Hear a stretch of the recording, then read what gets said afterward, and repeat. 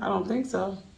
What's going on, you guys? My name is Noel. If this is your first time here, welcome to my commentary entertainment channel where I talk about things that I care about. And if you care about the same things that I care about, you're in the right place. We're gonna have a good time. Boom. If you would like to follow me on social media, you can do that. You can follow me on Instagram, which is gonna show up somewhere on the screen. I don't know where. It's different every time. Not really. Or you can follow me on Twitter. Do that. You know, it's on the screen somewhere. It'll show up and do what it needs to do. Period. And with the intro out the way, let's move on to the video. So, I did the unbelievable. I did what I didn't think I was gonna do. I renewed my Zeus subscription and I watched all 8 episodes of Baddies ATL. I binge watched them in the course of like, what, 24 hours. And I was underwhelmed. I found the show to be both chaotic and uninteresting.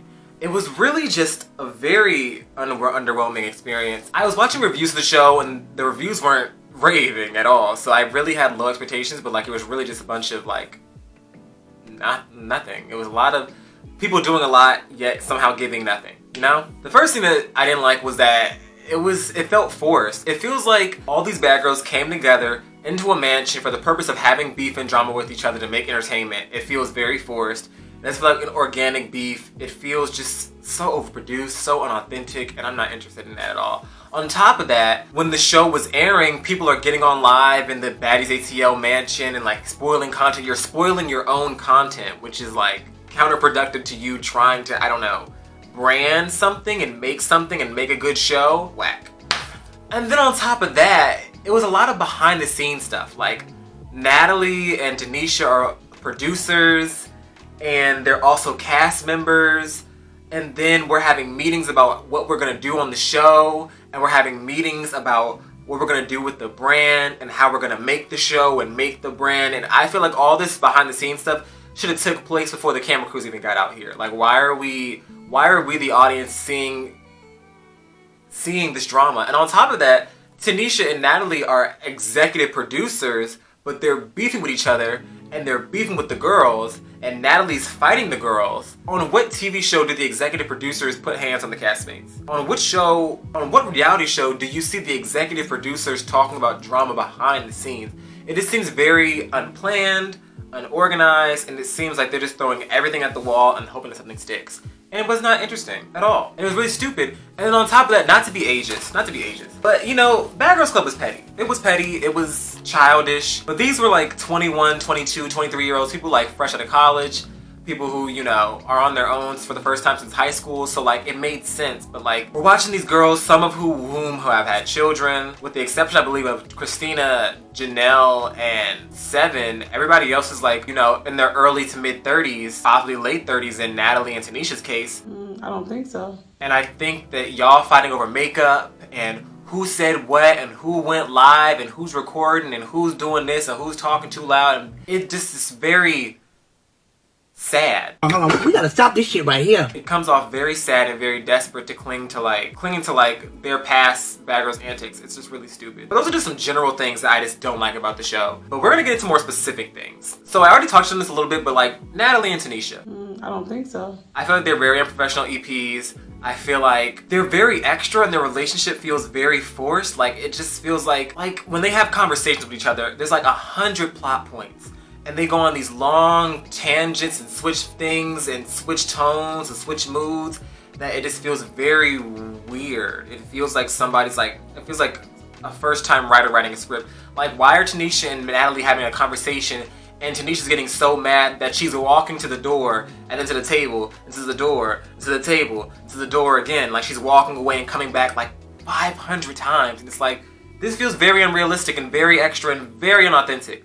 And I don't care. They like to have these scenes where like everybody gets into one room and then they just overtalk each other. What I'm saying, we can bring it on down.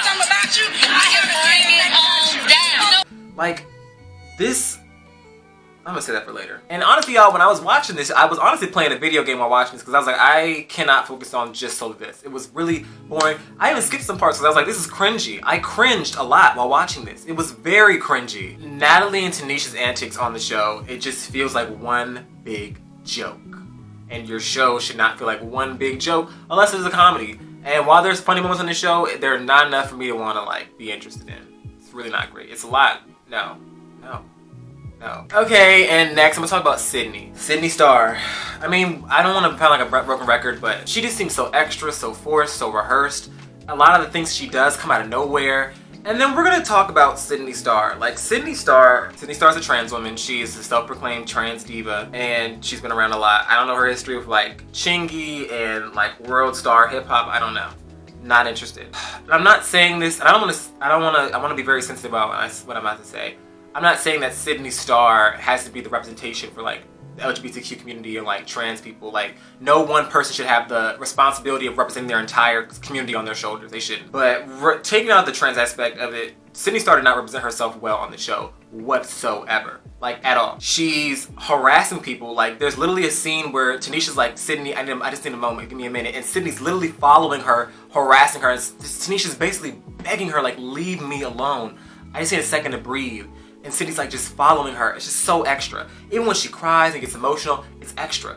And there are moments where she's funny, but like they're few and far between. She's just a very extra person to the point where I just don't care. Like literally there was a scene that had nothing to do with Sydney or Judy. And Sydney just goes and she's just like, where's Judy at? I want to go F with Judy. For no reason. She's literally harassing people.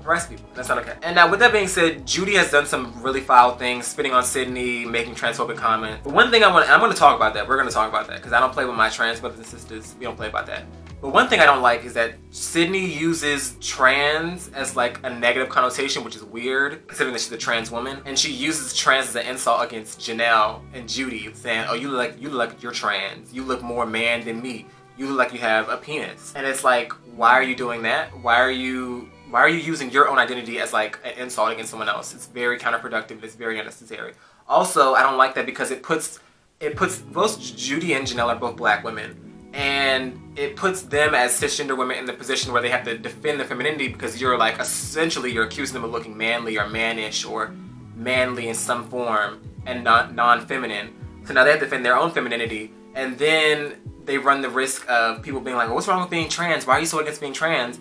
And then people paint them as transphobic. And that's not, nobody, cisgender or trans, should have to defend their femininity or masculinity, period. Gender is a spectrum, people are different. So I don't like the fact she's doing that. I feel like as a trans person, that's very irresponsible, especially to do that on a platform. And then on top of that, she's like body shaming Judy, saying that she's fat and da-da-da-da, and body shaming Janelle, saying that Janelle wants the doctor to look like her. It's just unnecessary and it's problematic. It's problematic. And I'm not going to spend too much time on it. I'm not spending too much time on this entire video because this show didn't give me a lot of great things to say about it. Sydney Star, not my cup of tea. And there were times, to the point where like, when I got to episode 8, I was like skipping over her parts. I was like, I don't want her to speak. I don't want to hear it. I don't want to hear her speak. And then we have Judy. And then Judy says some very transphobic things towards Sydney. As far as the Sydney situation, Sydney did ignite it on the first episode by like randomly going off on Judy. And then she does follow Judy around, and to the point where like Judy's trying to use the bathroom and Sydney's banging on the door like, come on outside and yada yada yada, and it's just too much. And Judy has made did go live with Natalie talking about how she's not transphobic and she's bisexual and yada yada. That is, like I said on this channel plenty of times, just because you're part of one minority group does not absolve you of bigotry against another one. It doesn't matter. And I think what Judy was getting at was, I'm assuming that while she doesn't have an issue with trans people, she has an issue with Sydney, and I think Judy thinks that because she used the transphobic statements against Sydney to hurt Sydney specifically, that's not transphobia, and it is transphobia. Even if it's just against Sydney, like you're being transphobic and you're offending a whole community, and she's adamant that she's not transphobic and that she's not offending any community, but she is, and she's wrong, and she's incorrect, and she's problematic, and Sydney's problematic too, and they're both problematic, and they're both in the same boat. It was just inappropriate, and her transphobic comments are wrong. I can't even go into depth. I can't even get angry about it. Like, the show makes me not want to get angry. It just makes me bored. And it's just, she's problematic. And her and Sydney are two halves of the same coin. And as far as the room situation, I think Judy should have really I would have been like, I'm not staying in the room. Judy is one of the biggest stars in Bad Girls Club. She's probably been on the most seasons out of all the Bad Girls Club, on the most spin-offs. So I think for her to have to share a room, and yeah, I understand, you know, Natalie saying, I thought that you and Sydney were friends. It made sense for y'all to room together, but like, why give everybody a room and then not make Judy share a roommate? Like, that's not okay. Everybody should have their own room. Like, come on. Especially if y'all are trying to sell that this show is not like Auction, that it's better and that's a new opportunity for all of them. Well, not to go back to Sydney, but like, it's clear that Sydney is living out her dream. Sydney acts like a fangirl. She acts like somebody who's dreamed of being on the Bad Girls Club for years, who's like, when I get in the if I was on the Bad Girls Club, I do this, and now that she's finally on, she's living out her fantasy and she's just doing childish things to, like, I guess make up for the fact that she didn't make it on season 9, and it just comes off as very desperate and desperate for attention and just unnecessary. Next we have Christina, and Christina is, I found her very crazy. I found her very unhinged on the first 2 episodes, fighting over the makeup and getting drunk and like stomping and screaming and slapping gloves and just randomly walking into rooms and doing random weird things. I'm not gonna make comments. People were making comments on the show about her possibly being on something else other than alcohol. I'm not gonna accuse anybody of drug use because that's just inappropriate and that's unnecessary, but her behavior was bizarre and weird. As the episodes got later on, she was a lot more likable and a lot calmer, and I enjoyed that, but she came off very unhinged. And while I do think Natalie was shady for like the makeup thing and not getting everybody their own glam squad, I don't think that Christina's reaction was, you know, appropriate. And she did hit Natalie first, so she assaulted Natalie first, so she was in the wrong for that. But it was just too much. It was too much. Fighting over makeup? Like, this is what I'm talking about. People in their late 20s or early 30s fighting over makeup. Fist fighting over makeup. That's all I have to say about Christina. That's literally all I have to say. And then we're gonna move on. We're gonna move on to Janelle and Seven, who are the best part of this show because they are the only ones with common sense. Even though Seven got into a fight, she has common sense. They're funny, they're entertaining, they're nice, they are good to watch. Everybody else is just hello.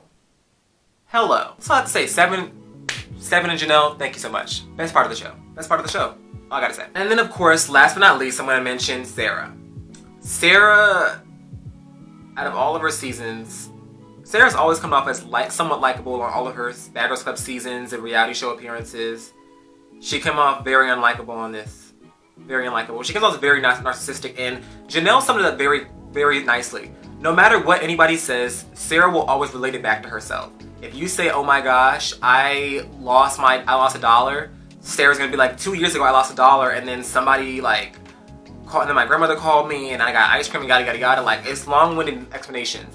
And like, she's definitely like just saying things at the wrong moment. And I think Sarah has always had a habit of doing that. And she comes off very narcissistic. She's always talking about herself, and like everybody's talking about deep things about, like, you know, drug abuse or, you know, violence that they faced or mental health issues they have. And then here's Sarah like, well, Natalie, like, when she makes friends and she befriends them and then she doesn't like them, and it's like, girl, not the moment. Not the moment. And then I'm going to talk about the Sarah versus Seven situation. Was Seven wrong for her putting her hands on? I'm not going to advocate for violence. Seven hits Sarah first, so Seven was wrong. She assaulted Sarah. However, Sarah was gaslighting Seven and relating everything back to her. If you want to leave, I didn't get to leave. I don't get to leave. Why do you get to take a break? Like, it's not about you, Sarah. Sarah makes everything about her, and it's very narcissistic and it's very annoying. And those are the type of people that she just got underneath her skin. Does that mean Seven had the right to hit her? No. But Sarah was just wrong. And then I just felt bad because Seven was talking about how she misses her mom, how she misses her baby, and like her family, and like her mental health isn't good and she needs a break. And then Sarah gaslights her. Everybody's talking over her, they're screaming over her. After the fight, Sarah's trying to kick in Seven's door and is like, I'm gonna throw her stuff outside and F her and she's fake and she's da-da-da-da-da. I'm gonna beat her up, I wanna fight her again. And it's like, I could just see like Seven just staring at the wall, disassociating, like she's like to have a breakdown. And Sarah was wrong. Like, Seven was wrong for putting her hands on Sarah, but Sarah was wrong. Like, if someone is saying that they need help and like they need to take a mental break, that is not the time for you to guilt them into staying and talking about how they're selfish and weak and calling them a little girl. Like, Sarah was out of line completely and wrong, and she should be ashamed of herself. As far as her and the Natalie drama, I don't care. Sarah was very unlikable on this, and she just comes off very narcissistic and very much obsessed with Natalie. And she stated that on her YouTube channel. And I know she's like doing reviews of the show. I'm not gonna watch it. I don't care. I barely like watching the show. The only reviews I've been watching is Shadada. I'm gonna say Jada. Her fans, her subscribers are called the Jada Mob. I'm subscribed to her. I watch her reviews because they're interesting. But I don't mind watching no more reviews. But yeah, Sarah's just so unaware of herself, and like she just. And then one of the biggest issues with Sarah is that she talks over people. you could be in the middle of a sentence and she's just interjecting herself. She's interjecting herself into conversations. She's talking over people. And it's very clear, and I don't know the ins and outs, but Sarah says on the show that like she and Natalie and Tanisha plan a lot of the things for the show, and she feels like Tanisha and Natalie are taking all the credit. And I understand that. You know, get your credit when credit is due. But it just seems like she's very much like butthurt that she's not an executive producer like Tanisha and Natalie.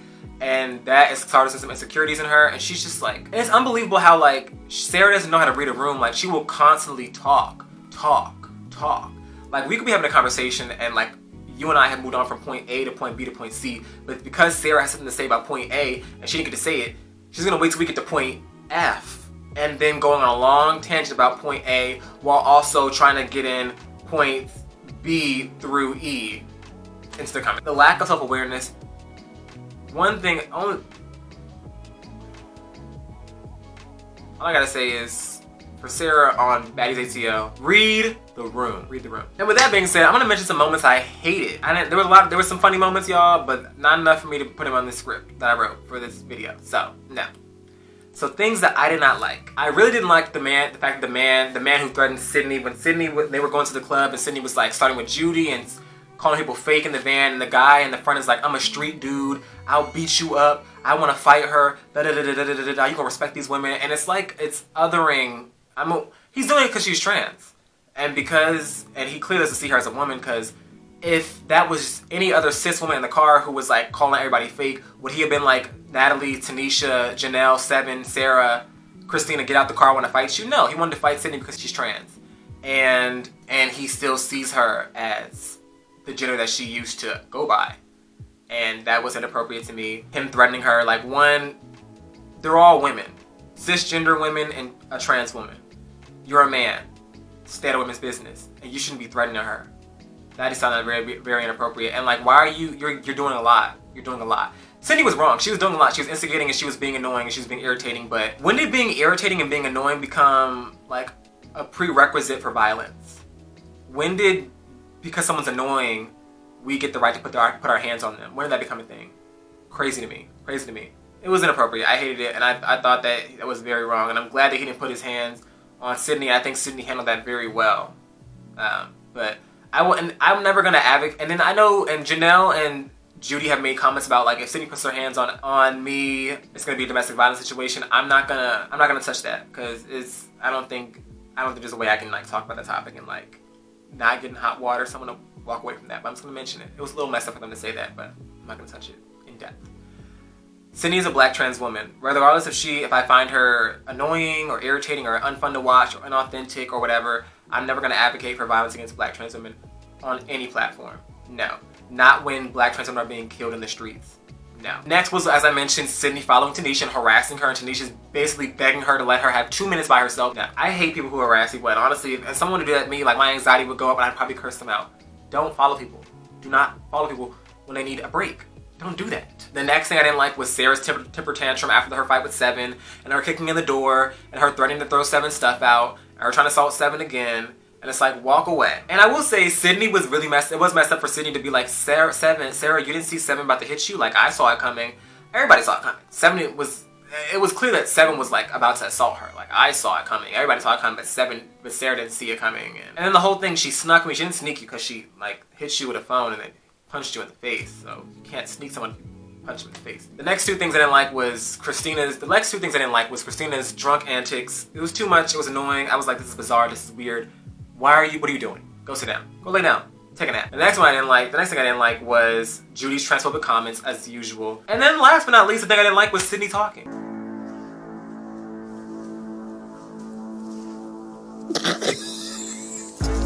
I just want to know. I'm not being funny to look like that. Anytime Sydney talked, I was annoyed. With the exception of a few moments, I was genuinely annoyed. And you can tell I'm not a big Sydney Star fan.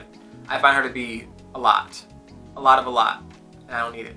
She's a fangirl living out her dream in the Bad Girls Club mansion, and she's doing the most. Like, what grown woman, and y'all, not to be shady, but I looked up Sydney Starr's age, and the first thing that came up was 65. And I was like, that's funny. That's messed up, but that's funny. But her actual age is like 32. What 32-year-old woman goes to frame somebody and pulls out a Black & Mild cigarette and some weave and plant it in someone else's sink as a prank. Hold on, we gotta stop this shit right here. 32-year-old woman. What? And those are all the things I didn't like about the show. I didn't like the show. I didn't enjoy it. It was not entertaining. It was underwhelming, and it was really just unnecessary. But this is what I'm gonna say, because the Bad Girls are trying to brand off a Bad Girls Club, and honestly, they need to realize that a lot of their fans are a lot older now. Yes, there are some new kids who are watching Bad Girls Club and getting into it, but there are a lot of older people who like watched the show back when, so they need to like account for that. This is what they should have done. If they were gonna bring the Bad Girls Club format back the way they should have got new girls, brought them in the house, and they'd be producers. But we don't need to see people in their 30s and like 20s doing the same. You don't need to see people in their 30s making the same mistake they made when they were 21. You don't need to see that. That's unnecessary. They could have got new girls to do that. Or like the conversation, they could have done Bad Girls Club Rivals, where they bring girls who had like a lot of animosity in their season and have a conversation. And like that could be entertaining, and not that fighting has to be a part of it, but like conflict, it would be natural. Like, you know, a lot of the Bad Girls had a lot of animosity towards each other, so like doing that, or having like season reunions where they bring back every girl from one season of like all the girls from season 9 or season 10 or season 12, and they all talk and like collect. Or they could do Where Are They Now? Going over Bad Girls Club with businesses, Bad Girls who are moms. Like, there's entertaining content that you can make that is not this. Because right now they're trying to copy the format of Bad Girls Club from the past, and it's not working because they're a lot older, their fans are older, and nobody wants to see y'all make the same mistakes y'all made at 21 at like 35 or 30 or 29. Growth needs to happen. But that's my idea. Those are just my ideas about the show, and I didn't like it. I didn't enjoy it. I thought it was a waste. It killed time. I say that. It killed some time. It saved me some time. I killed a lot of time. But overall, I didn't like this show. And honestly, if you're thinking about watching Baddies ATL, you're probably better off watching something else. But if you like pointless garbage TV and reality TV and drama and stuff, and you need to waste some time, I'd say go for it. That's the end of this video. My name is Cameron Noel. Thank you so much for watching. I hope you enjoyed it. Make sure you like, comment, subscribe, and hit that bell notification down below so that you can notify when I upload new videos. And I will see you in the next one. Peace. Boy toy named Troy used to live in Detroit. Big dog.